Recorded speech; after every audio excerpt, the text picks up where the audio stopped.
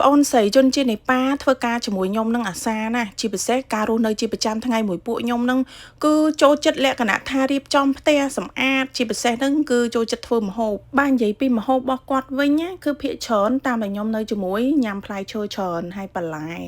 ហើយបើសិនបើនិយាយទៅជនជាតិនេប៉ាល់អីប៉ាគីស្ថានអីតាមខ្ញុំមើលទៅគាត់ញ៉ាំគ្រឿងការីច្រើនប៉ុន្តែប្អូនស្រីនៅមួយខ្ញុំហ្នឹងគឺមិនសូវជាញ៉ាំគ្រឿងការីច្រើនទេភាគច្រើនគាត់ញ៉ាំបន្លែហើយជាមួយនឹងផ្លែឈើច្រើនខ្ញុំវិញពេលសម្រាប់ថ្ងៃសៅរ៍ហ្នឹងមិនសូវទៅណាឆ្ងាយទេភាគច្រើនខ្ញុំទៅផ្សារតិចតួចហើយត្រឡប់មកវិញគេងនៅផ្ទះអីចឹងទៅ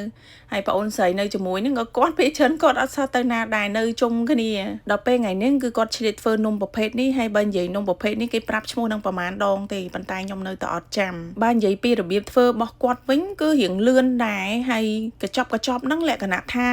នំប្រភេទនេះគេលក់ស្រាប់នៅកន្លែងម៉ាតជនជាតិគាត់ហ្នឹងដល់ពេលអញ្ចឹងគាត់ទិញយកមកគ្រាន់តែយើងពងយើងដាក់នំប្រភេទនេះចូលទៅក្នុងផ្ទះទៅគឺវាលោតមកមូលខ្ញុំវិញឈរមើលគាត់ពងនំហើយខ្ញុំសួរគាត់ថានំរៀងប្រទះកប៉ែតអញ្ចឹងទេហើយចូលមិនបានដាក់ចូលទៅក្នុងខ្លាំងវាទៅជាលក្ខណៈមូលខាងក្នុងវិញព្រោះអីនំហ្នឹងគេមូឲ្យគេដាក់ស្នូលខាងក្នុងហើយជ្រលក់ជាមួយនឹងទឹកតែគាត់ដាក់នំចូលទៅក្នុងខ្ទះខ្លាញ់មួយផ្លែតនេះមួយឆ្នាំងមកនេះនិយាយទៅលឿនដែរអត់ពិបាកក្នុងការធ្វើទេគ្រាន់តែថាយើងទិញស្រាប់យកមកដាក់ក្នុងខ្លាញ់ហើយគាត់ក៏ចាប់ផ្ដើមលាយទឹកអាទឹកគាត់ហ្នឹងគឺញ៉ាំជាមួយនឹងនំហ្នឹងរបៀបស្រូចដូចយើងនំបាញ់ឆែវនំបាញ់គ្រក់ដូចស្រុកយើងដែរដំបូងហ្នឹងក្នុងការលាយលក្ខណៈដូចទឹកបាញ់ឆែវនំគ្រក់យើងអីអញ្ចឹងអាហ្នឹងបើនិយាយពីមុខម្ហូបស្រុកខ្មែរយើងវិញណាប៉ុន្តែនេះជាប្រភេទមុខម្ហូបរបស់ជនជាតិគាត់ឃើញគាត់ដាក់ទឹកសតែមិនមែនថាទឹកឆៅទេគឺទឹកឆ្អិនមិនគ្រាន់តែយើងទុកឲ្យត្រជាក់ពីបន្ទាប់មកខ្ញុំឃើញគាត់រួយលក្ខណៈដូចជាម្រេចដែរដំបូងខ្ញុំគិតថាម្រេចតែពេលសួរគាត់ទៅគាត់ថាអត់ទេគ្រឿងទេសគាត់បន្ទាប់មកគាត់យកម្រេចនេះមិនម្រេចបាទខ្ញុំស្គាល់ដល់ពេលគាត់ដាក់ចូលទៅក្នុងនឹងដែរហើយគាត់មានដាក់លក្ខណៈអំបិលអីចូលទៅក្នុងនឹងទឹកក្រូចឆ្មានេះគាត់ដាក់ទឹកក្រូចឆ្មាចូលហើយបាទនិយាយពីរាល់ដងវិញញ៉ាំនំប្រភេទគាត់ហ្នឹងណាខ្ញុំអត់ដែលបានឃើញការធ្វើរបស់គាត់ទេ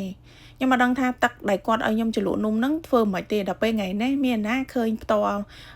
ពីការរបៀបដែលគាត់ធ្វើនំប្រភេទនេះឲ្យខ្ញុំញ៉ាំគាត់ដាក់ម្រេចទឹកក្រូចឆ្មាឲ្យគាត់កូរទៅកូរមកអញ្ចឹងទៅដើម្បីឲ្យវាចូលសព្វជាតិជាមួយនឹងគ្រឿងដែលគាត់ដាក់ចូលហ្នឹង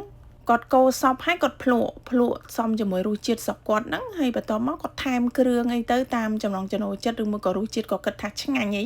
តែសម្រាប់ខ្ញុំវិញ